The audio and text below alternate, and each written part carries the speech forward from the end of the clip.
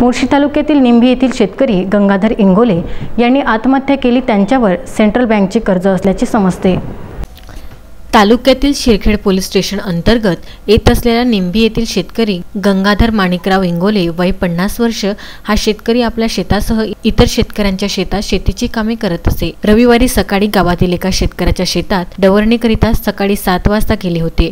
डवरणीचे काम झाल्यानंतर 12 वाजता परत घरी आले होते। घरी जेवण झाल्यानंतर बैलाच्या गोठ्यात गेले होते। रात्री घरी परत न आल्यामुळे सोमवारी सकाळी गंगाधर इंगोले यांचा लहान मुलगा गोठ्यात बाबा न आढळून आल्याने जवळच शेत असल्याने शेतात गेला असता वडिलांचा मृतदेह आढळून आला। त्यांनी सदरची बाब मोठ्या भावांना कळवली। याबाबतची माहिती शिरखेड पोलिसांना मिळताच शिरखेड पोलिसांनी घटनास्थळी येऊन पंचनामा करून सदर शवविच्छेदनासाठी मोर्शी येथील उपजिल्हा रुग्णालयात पाठवण्यात आले। शवविच्छेदन झाल्यानंतर शोकाकुल वातावरणात अंत्यसंस्कार करण्यात आले। त्यांच्या मागे वृद्ध आजारी आई, वडील, पत्नी, 2 मुले असा शोकाकुल परिवार आहे। सदर शेतकऱ्यांनी यावर्षी 2 एकर शेतात कपाशी व तुरीची लागवड केली होती। सदर शेतकऱ्याकडे मोर्शी येथील सेंट्रल बँकचे कर्ज असल्याची विश्वसनीय माहिती आहे।